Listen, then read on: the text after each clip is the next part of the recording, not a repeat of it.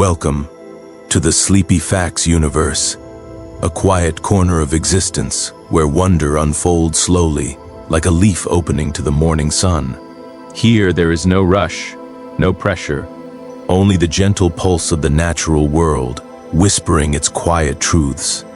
If you are listening now, your day has come to a close. The light has faded.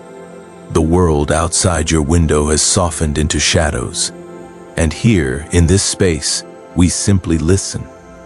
We let our curiosity drift, like a feather on a still pond, carried not by urgency, but by a soft, calming breeze. Tonight, we will wander through the most peaceful, the most serene facts that nature has to offer. These are not stories of drama or survival, but of sublime simplicity. They are observations that remind us of a deeper, slower rhythm. A rhythm that your own breath and your own heart are beginning to sync with now. So find your most comfortable position. Let the weight of your body be fully supported. And as you listen, imagine not that you are learning, but that you are remembering. Remembering a pace of life that exists just beneath the surface of our busy thoughts. Let us begin with a simple, profound presence, a tree. Not just any tree, but a mature oak standing alone in a silent meadow. It does not strain to grow, it simply exists. In a single hour, under the gentle light of the sun, that oak tree will exhale over 100 gallons of water vapor into the air, a gentle, invisible mist. This is not a dramatic event. It is a slow, constant breath, a contribution to the sky so patient and so consistent that it helps to form the very clouds that may one day rain upon its roots. Think of that quiet exchange, a giving and a receiving, across the span of days and seasons. Now, let your awareness drift from that solitary tree to the soil beneath it. In just one handful of that rich, dark earth, there exists more living organisms than there are human beings on the entire planet. An entire universe resides there. Microscopic beings, engaged in a silent, endless dance of recycling and renewal. They do not hurry. Their work is the work of eons.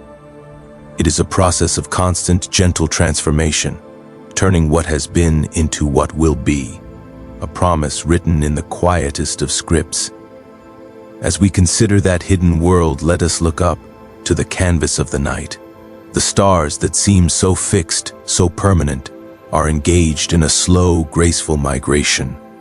Our own sun, with all its planets in tow, glides calmly through the galaxy at over 400,000 miles every hour.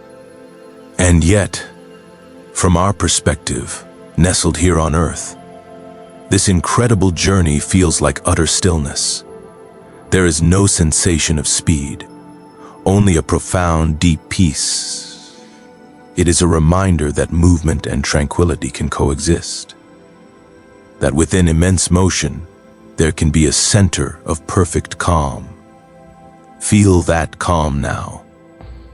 As your breathing deepens, as the sounds of the room settle around you, you are becoming part of this quiet rhythm. A rhythm of gentle facts and softer understandings. A rhythm that invites your mind to settle and your thoughts to soften, like ripples fading on the surface of a moonlit lake. And from that tranquil center of motion, we can turn our attention to the quietest of travelers. High above, riding those unseen currents of the air, a feather drifts. It may have come from a bird soaring on a thermal breeze, a bird that understands the sky not as an empty space, but as a landscape of gentle slopes and rising pillows of warm air. These birds, in their long migrations, sometimes sleep as they glide. One hemisphere of their brain rests, while the other remains quietly aware, keeping a soft lock on the direction of the wind and the position of the stars. It is a state of peaceful vigilance, a dreamy awareness that allows for rest within the journey itself. Not so different, perhaps, from the state you are drifting towards now, where one part of the mind gently settles, while another remains softly connected to the sound of this voice. Let this idea carry you down from the vastness of the migratory sky to the edge of a still body of water. A mountain lake, its surface so smooth it perfectly mirrors the sky, creating a world that is doubled in serenity. In this water, every sound travels faster and farther than it does through the air. A soft splash from a water droplet, the gentle brush of a reed. These sounds ripple through the liquid medium with a clarity we seldom experience. Yet on a perfectly calm evening like this, that water holds its acoustic secrets in silence. It absorbs sound, just as it absorbs the fading light, creating a pocket of profound hush. This hush is a physical fact, a gift of physics that feels like a blanket of quiet over the world. Beneath that mirrored surface, in the cool, dim depths, another kind of patience unfolds. There are fish that move with such languid grace they seem to be suspended in time. Their gills rise and fall slowly, filtering not just water but a sense of timelessness. They are creatures of a medium that supports them completely, that asks nothing of them but to be, to simply exist in the buoyant embrace of their element. There is a lesson in that buoyancy, a lesson in allowing yourself to be held, to be supported, without any effort at all. And surrounding that lake, often unseen in the twilight, are stones. Stones worn smooth not by force, but by persistence. The gentle lap of water, over centuries, over millennia, has softened every sharp edge. This is not erosion in the violent sense. It is a slow, patient caress, a transformation achieved through countless soft touches. Each wave that ever reached that stone was insignificant on its own, but together, over the vast expanse of time, they created something smooth, something rounded, something that fits perfectly in the palm of the hand or the cradle of the shore. Your thoughts, like those waves, are softening now. Each breath, a gentle tide, smoothing the edges of the day.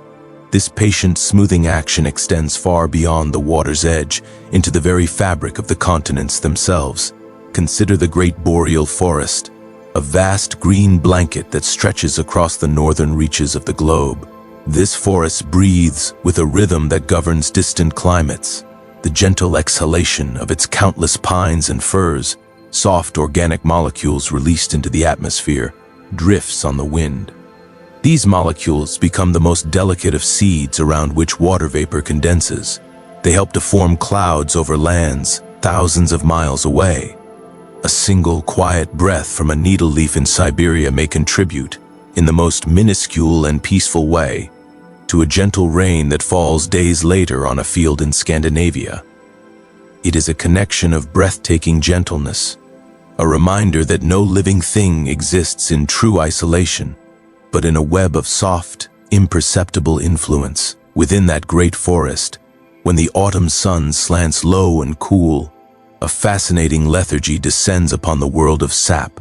In maple trees, the sugary syrup that we know retreats deep down into the roots, a deliberate sinking slumber. The tree is not dormant, but focused inward, conserving its sweet essence underground, safe from the frost. Come spring, it is not a pump or a force that brings the sap rising again, but a simple passive fact of physics. The thawing ground creates a gentle pressure from below, while the warming air creates a subtle suction from above. The tree itself does not strain. It simply provides the pathway, and the world's natural cyclical warmth does the rest, drawing life back upward in a slow, sweet tide. Let this concept of inward focus guide your awareness to a different kind of sanctuary, the humble burrow. For many creatures, the earth is not just a foundation, but a protective cloak. The temperature deep in a well-made burrow remains remarkably constant, a steady, cool neutrality untouched by the scorching sun or the chilling frost above. In this quiet, dark space, the frantic pulse of the surface world fades to a distant murmur.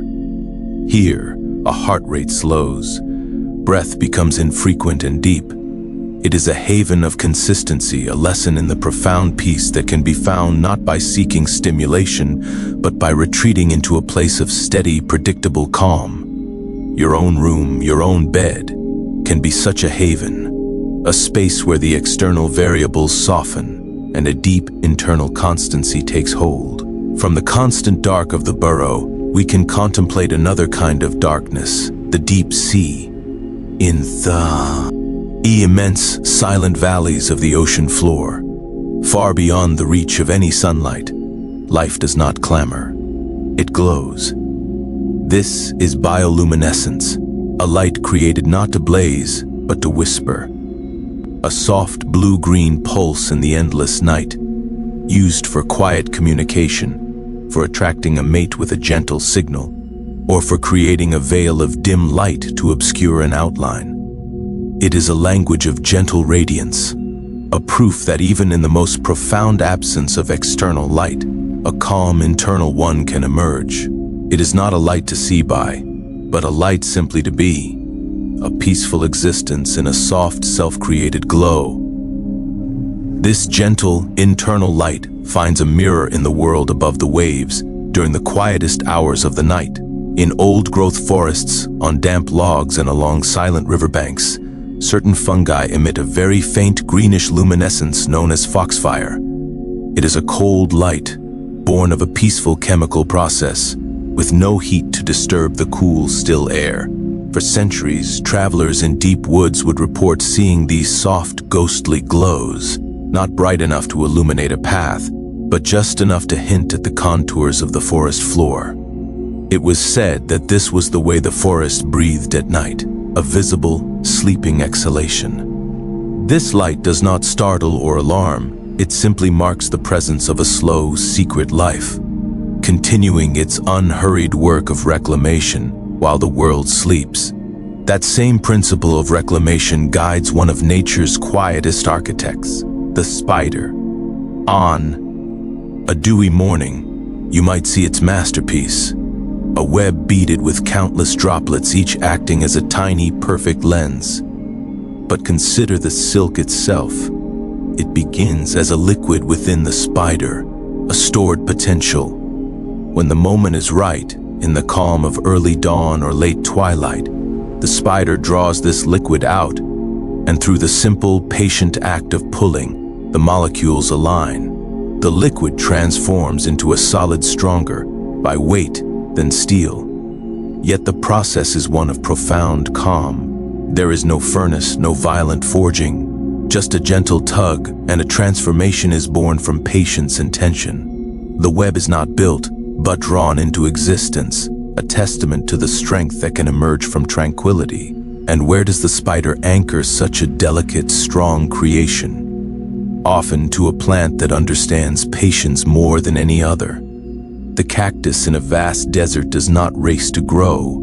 It may take a decade for a saguaro cactus to grow just a single inch. Its entire existence is a lesson in measured expansion. It collects the rare, precious rain not with greed, but with profound gratitude, storing it in expandable ribs that swell slowly, like a deep, contented breath held for weeks. It has no need for haste.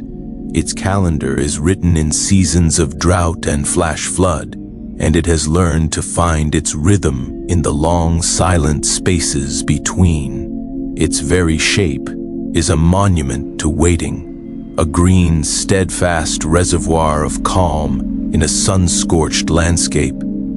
From the immense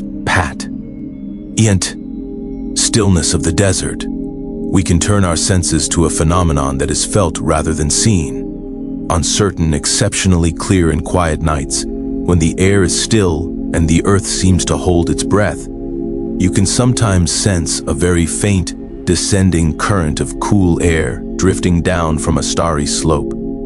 This is not a wind, but a drainage flow.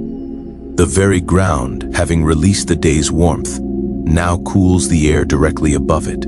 This cooler, slightly denser air begins a slow, gentle, downward slide along the contours of the land. like a silent, invisible river of coolness flowing downhill. It is the mountain's soft sigh at the end of the day, a peaceful release of heat, a tangible breath of the sleeping earth itself. You are breathing in time with such ancient, gentle rhythms now.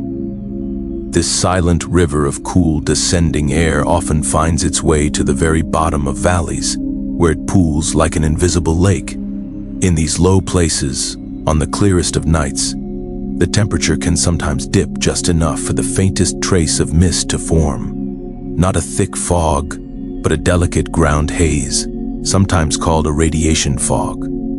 It is born from the Earth's quiet loss of heat, a visible sigh of cooling. This mist does not roll in, it materializes, it coalesces from the seemingly empty air, a gentle manifestation of change so slow it is imperceptible to the watching eye. By dawn, it may linger in the hollows, caught by the first rays of sun, turning each beam into a soft, diffused glow, light made tangible and gentle, a blanket of quiet light over the sleeping meadows. Within that soft blanket of mist, sound itself is transformed. The call of a distant bird, the rustle of a small creature in the grass, these sounds are muffled, softened, absorbed by the countless tiny droplets of water suspended in the air. The mist acts as a natural sound dampener, creating a world of profound acoustic intimacy. In such conditions, you can hear the beat of your own heart more clearly, not because it is louder, but because the world outside has become so hushed. It is a natural invitation to turn your awareness inward, to listen to the quiet pulse of your own existence as the external world fades to a gentle, supportive blur. Beneath the misty meadow, hidden from view, another kind of intimate network thrives. The roots of grasses and wildflowers do not simply dig downward in isolation. They engage in a quiet, mutual exchange with the very soil around them. Through impossibly fine filaments, fungi weave a collaborative network, the mycelial web, connecting root systems to one another. Through this quiet underground internet, a tree in need of nutrients might receive a share from a stronger neighbor. A distressed plant may send a chemical signal through these fungal pathways, a silent whisper that prepares others nearby for a coming challenge. This is not a transaction, but a communal whisper, a support system of incredible complexity, functioning in utter silence.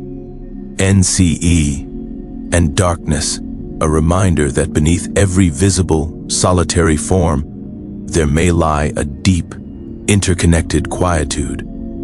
And what of the stones that lie in that soil? A simple, smooth pebble, warmed by a day of sun, will release that heat slowly through the night. Its warmth dissipates not in a rush, but in a gradual, generous surrender to the cooler air. This rate of cooling is its thermal inertia, a preference for stability, a resistance to sudden change, holding on to comfort just long enough to share it with the evening. You can imagine this pebble, not as a cold, dead object, but as a tiny reservoir of the day's gentle warmth, offering it back to the twilight like a slow, kind exhalation. It is a companion through the night's coolness, until the cycle begins anew. From the steadfast companionship of stone, we can look up to a companion of a different scale. The moon, our planet's quiet partner, does not simply orbit. It is slowly moving away from us. Each year, the distance grows by about 1.5 inches, a minuscule drift measured across the cosmic void. This gradual retreat is a dance of departure so slow it is meaningless in the span of a human lifetime, yet it changes everything over eons. Its pace is the ultimate reminder that some of the most significant transformations are not events, but trajectories. They are gentle, persistent drifts that reshape worlds without a single moment of drama. Your own thoughts are now drifting on such a gentle, persistent trajectory, away from the shores of wakefulness, into a softer, more spacious inner landscape. This patient cosmic drift finds a curious echo in the growth of something both immense and delicate, a coral reef. These vast underwater cities are built not by decisive action, but by the accumulation of tiny, quiet moments. Each coral polyp, a soft-bodied creature smaller than a fingernail, secretes a minute, cup-shaped skeleton of calcium carbonate around itself. It is a slow act of self-preservation, of creating a safe, solid home. And when one generation passes, the next builds upon that same tiny foundation, layer upon microscopic layer. A single inch of vertical coral growth can take an entire year. The Great Barrier Reef, therefore, is not a structure that was built, but one that accreted, through countless millennia of gentle, consistent, almost absent-minded addition. Its grandeur is the sum of an infinity of small, peaceful breaths. In the still, sun-dappled waters above such a reef, light itself undergoes a gentle transformation. As sunlight filters down through the water column, the water molecules absorb the warmer colors first, the reds, the oranges, the yellows. These wavelengths, full of energy and warmth, are gently taken in, leaving only the cooler, calmer blues and greens to penetrate the depths. This is why the underwater world appears in such serene hues. It is not that the sea lacks warmth, but that it has absorbed it, creating an environment of sublime, tranquil coolness. The light that reaches the reef is a softened, purified light, a visual representation of stillness and depth. And within that tranquil blue realm, the concept of speed is redefined. The great whales, the largest creatures to ever live on our planet, move with a breathtaking, deliberate slowness. A humpback whale traveling its migratory path might cruise at a speed of just 3 or 4 miles per hour. For an animal of such size and power, this is a leisurely stroll. There is no urgency, only immense calm purpose. Its powerful tail fluke rises and falls in a rhythm that resonates through the water for miles. A slow, deep heartbeat for the ocean itself. To witness such a being is to understand that true magnitude is often coupled with a profound, unhurried grace. Its movement is a statement of certainty, not haste. This graceful movement through a resistant medium is mirrored in the air by certain birds of prey. A hawk or an eagle, riding a thermal updraft, can ascend to great heights without a single wing beat. It simply spreads its broad wings and allows the warm, rising air to lift it. This is called soaring, and it is an exercise in effortless being. The bird makes minute adjustments, a slight tilt of a feather to lock into the current. It is not flying against anything, but with something. It has found the upward path the sky provides and has surrendered its effort to it. There is a deep, embodied intelligence in this surrender, a knowing that at times, elevation comes not from frantic flapping, but from recognizing and resting into the support that is already there, all around you. From the soaring heights, our attention can gently fall to the forest floor once more, to a process so slow it defies our perception, the creation of humus. This dark, rich layer of soil is not dirt, but transformed life. Fallen leaves, spent petals, broken twigs, they do not simply vanish. They are quietly, patiently broken down by the gentle jaws of worms, the soft push of fungi, the relentless, slow work of bacteria. This breakdown is not an end, but a conversion. A leaf becomes food for a microbe, which becomes food for the root of a new seedling. It is a peaceful return, a recycling so complete and tender that death is not a full stop, but a comma in a very long, very quiet sentence written in the earth.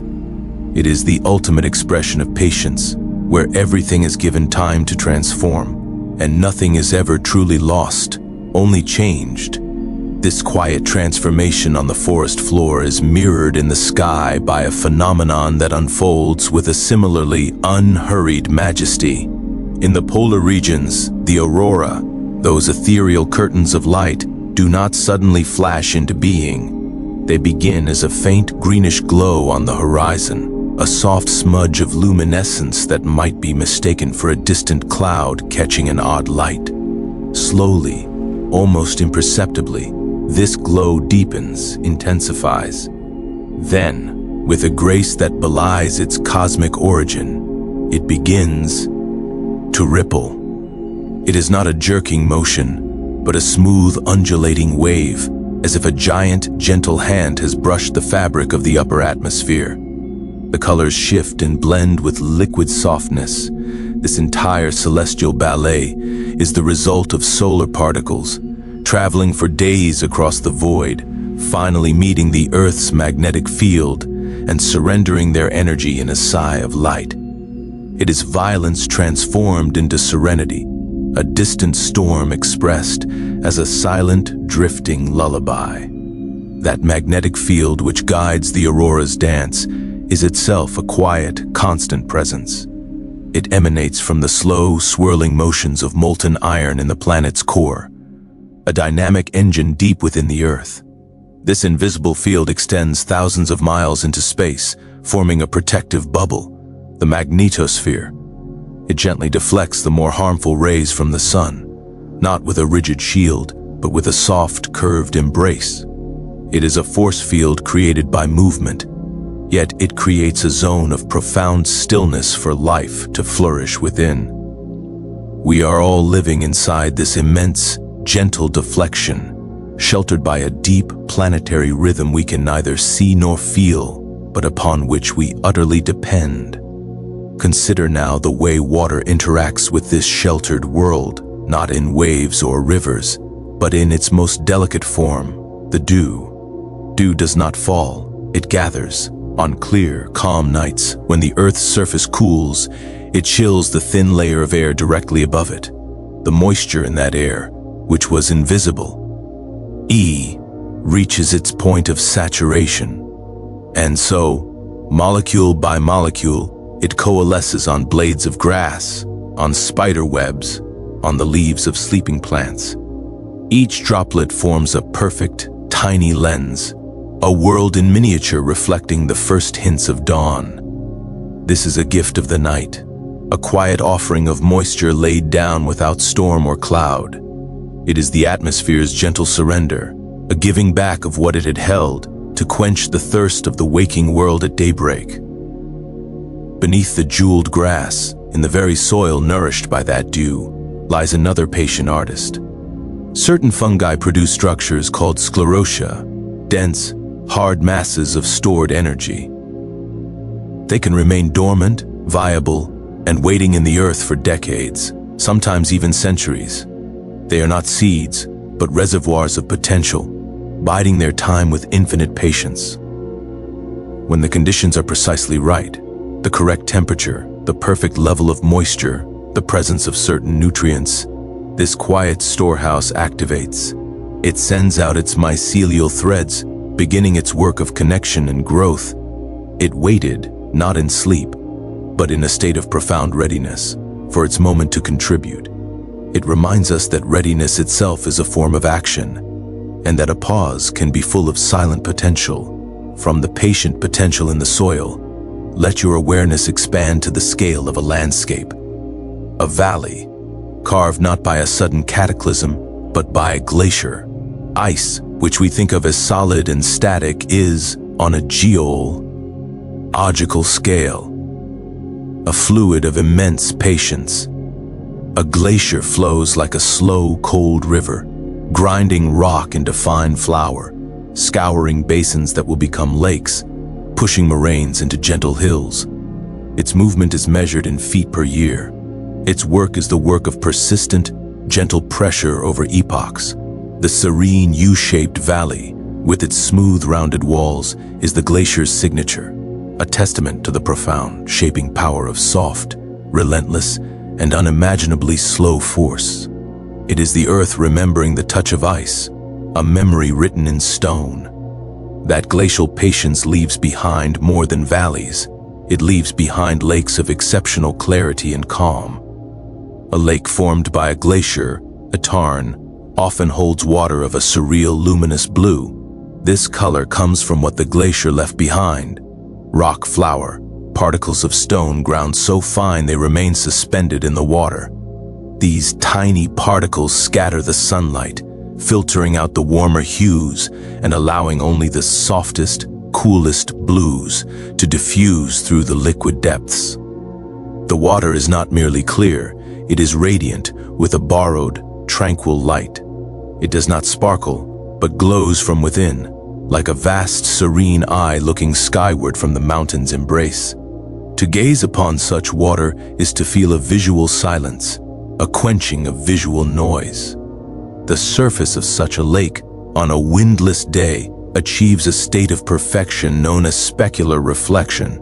It becomes a flawless mirror, so still that the boundary between water and air, between the real and the reflected, completely vanishes. The inverted mountains in its surface are as detailed and solid-seeming as the ones rooted in the earth. This perfect mirror is a state of equilibrium, a moment where every force is balanced, every ripple settled. It is a lesson in stillness, showing that when agitation ceases, a profound and beautiful clarity emerges, one that can hold the entire world with gentle, unwavering fidelity. In the profound quiet of deep lakes and still ponds, a unique event sometimes occurs in late summer or autumn: the turnover. As the surface water cools, it becomes denser and begins a slow, gentle sink. Warmer water from below rises to take its place. This is not a turbulent mixing, but a grand, languid convection current, a single, slow breath for the entire body of water. It circulates oxygen and nutrients from top to bottom, rejuvenating the depths without storm or stir. It is the lake's way of refreshing itself, of finding a new equilibrium for the coming season, performed with the grace of a deep, revolving sigh. From the quiet renewal of a lake's depths, we can turn to a quieter realm still, the world of seeds. Some seeds, like those of the lotus flower, can lie dormant in mud for over 1,000 years, preserving the spark of life in a state of suspended animation. They are not dead, but dreaming. Encased in a hard shell, their metabolism slows to an imperceptible trickle, waiting for the precise cue. A change in temperature, a scarification of the seed coat, to begin the slow process of germination. They hold the blueprint of a flower, the memory of sunlight, within a tiny, dry vault. Their patience is absolute, a faith in a future they will not see for centuries, a quiet certainty that their time will come. This patient waiting is echoed in the very stone that surrounds that dormant seed. Sandstone, for instance, is a library of stillness. Each grain of sand was once part of a larger rock, worn down by time and water, then carried by wind or river to a place of rest. There, layer upon layer, these billions of individual grains were buried, compacted, and gently cemented together by minerals deposited by percolating water. The rock that forms is therefore not a solid, singular entity, but a collective, a community of tiny fragments brought into a peaceful, cohesive whole by the slow, persistent pressure of overlying layers and the gentle glue of time. It is a testament to how gentle forces can create enduring strength, how countless separate stories can be woven into a single silent narrative. This silent narrative of stone finds a voice, not in sound, but in resonance. In certain caves, particularly those lined with smooth, hard rock like limestone, a unique acoustic phenomenon occurs. In the deepest chambers, far from any entrance, the air can become so still and the space so perfectly shaped that it develops a resonant frequency. If you were to speak softly there, a specific pitch in your vow, ice would be gently amplified, not as an echo, but as a sustained, soft hum that lingers in the air long after you've stopped. The cave itself sings a quiet, single note, a tone born from its own shape and emptiness. It is not a created sound, but a revealed one, a hidden song of the earth, audible only in perfect stillness.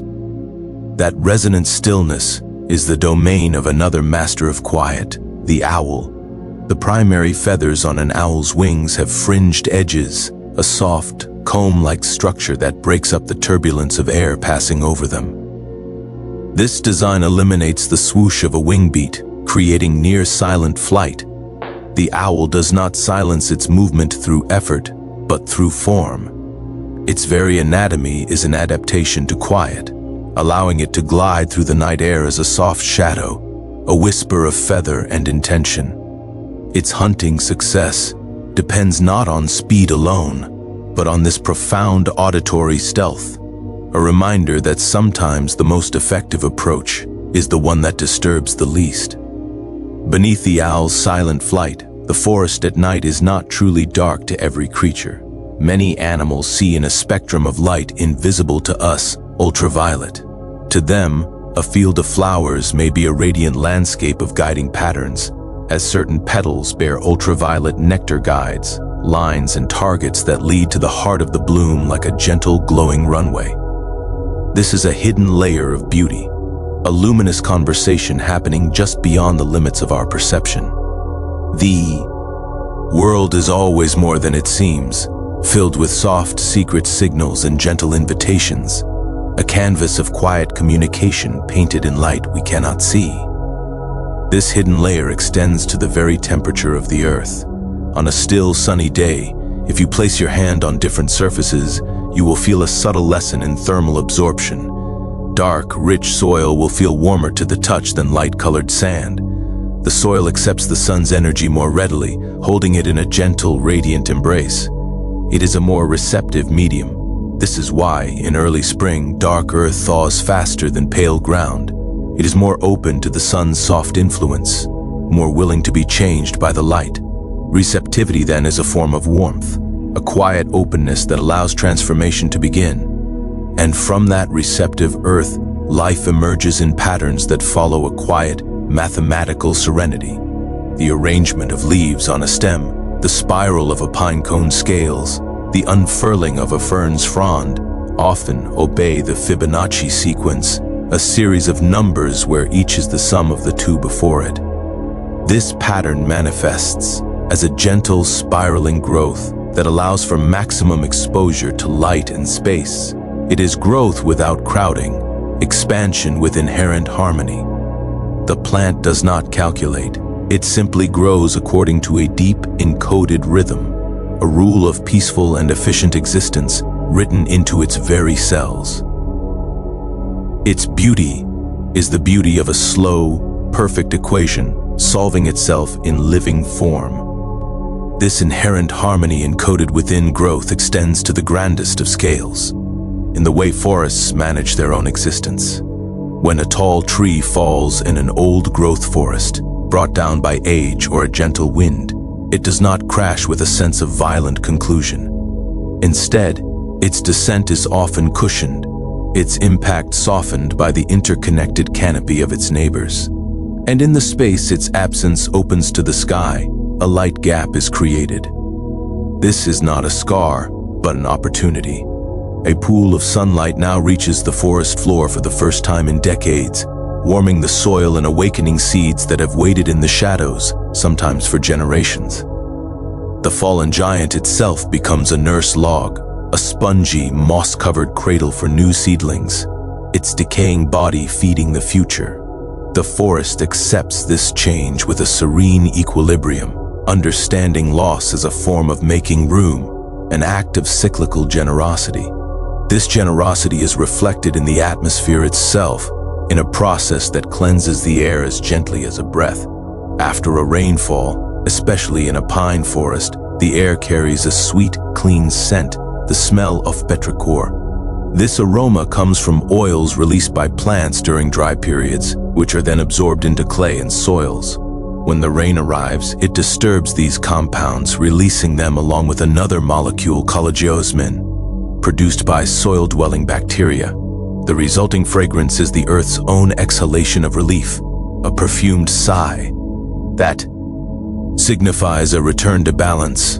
It is not merely a smell, but a sensory announcement that the land has been quenched, a quiet celebration of replenishment that requires no witness. At the edge of such a forest, Where land meets a body of water, one can observe the patient diplomacy of reeds and rushes. These plants do not fight the current or the shifting shore, they bend. Their hollow stems offer flexible resistance, allowing water to flow through their stands while their roots knit the soil beneath the surface, preventing erosion. They are stabilizers not through rigidity, but through gentle, collective yielding. They understand that to hold fast sometimes means to sway, to give a little in order to remain a lot. They create calm habitats in their lee, zones of still water where smaller creatures find refuge from the flow. Their strength is a supple, communal strength. High above, the clouds that brought the rain perform their own silent, stately ballet. A lenticular cloud, often mistaken for a UFO, forms when stable, moist air flows over a mountain range. As the air is forced upward, it cools and condenses into a smooth, lens-shaped cloud that appears fixed in place, even in strong winds. It is a cloud of standing waves, a visible signature of the invisible currents flowing over the terrain. It does not travel, it hovers, a serene and silent monument to the interaction between wind and stone, a fleeting sculpture of equilibrium that can persist for hours, meditating upon the peak. And as night deepens, these clouds disperse, revealing the oldest light in the universe traveling silently toward us. The stars we see are not as they are now, but as they were years, decades, millennia ago. We gaze into a past written in photons. When we look at the faint glow of the Andromeda Galaxy, we see it as it was over 2.5 million years ago. This light has journeyed across the incomprehensible void, untouched and unwavering, to reach your eye now. It is a gentle, continuous arrival of ancient stories, a cosmic memory made visible. To stargaze is to rest your eyes on history itself, a history that requires no study, only a quiet, receptive looking. Its message is not in words, but in persistent, gentle presence. This gentle, persistent presence of starlight finds its most humble earthly echo in the humble glowworm. Not a worm at all, but larval stage of a particular fly. It creates a soft, blue-green light from the tip of its abdomen to lure tiny prey in the darkness of caves or dense hedgerows. This light is a cold, efficient beacon of pure survival, yet to our eyes, it appears as a speck of serene magic, a star that has fallen to rest in the grass. A colony of them lining a cave roof looks like a fixed miniature constellation, a private galaxy that pulses with a slow, patient rhythm. Their illumination speaks of a life lived without rush, where the next moment is attracted, not chased. All around these points of cool light, the temperature of the night continues its gentle decline. This cooling is not an endless descent, but a gradual settling toward an equilibrium, the dew point. It is the temperature at which the air, calmly and without fuss, can no longer hold all its invisible water vapor. The release is not a storm, but a quiet exhalation that forms the dew on blades of grass, a restful surrender to the laws of physics. The world finds its balance through this soft relinquishment, a letting go that manifests as a gift of moisture to the sleeping roots below. In this balanced, cool air, sound travels with a new clarity, yet finds less to disturb it. The distant call of a nocturnal bird seems to hang in the air, pure and isolated, before dissolving into the silence from which it came. This is the acoustic truth of the deep night, a medium perfected for carrying sound, yet emptied of noise. It is a natural invitation into stillness, where each gentle sound that does arise is given its own spaciousness to be, and then to fade without interruption. Your own breathing may begin to feel like this, a soft, familiar sound in a vast, welcoming quiet. As the planet turns further from the sun, the arc of the Milky Way stretches across the vault of the sky. This hazy, starlit path is our edge-on view of the galaxy we call home, a spiral of hundreds of billions of suns. From our place within its disk, We see it as a river of soft light. To contemplate it is to feel a gentle, profound reorientation. You are not looking out at the universe from a distant shore.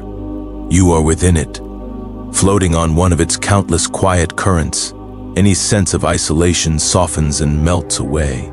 You are a part of this immense, slow-turning structure, held in a gentle gravitational embrace that has persisted for billions of years. And so, here in the Sleepy Facts universe, we return to where we began, a sense of deep, interconnected calm. The facts have not been lessons to learn, but gentle observations to lean upon. They are reminders that the world is woven with rhythms of exquisite slowness, with patience deeper than thought, and with a quiet intelligence that operates on scales both vast and minute. Your breath has slowed to meet these rhythms. Your heart beats in time with a quieter drum. The boundary between you and the serene facts you've been contemplating is gently blurred. You are not Sep. R.A. from the universe of dew points and glacial patience, of silent flight and resonant caves. You are a participant in its calm. Now, let the voice become just another sound in the night, no more distinct than the rustle of leaves understood from a distance. Let the music blend with the quiet hum of your own being. There is nothing more to ponder, nothing to hold on to, only the gentle, continuous fact of existence, cradled in the deep, soft darkness, rests within it. The universe is peaceful. You are peaceful. All is well.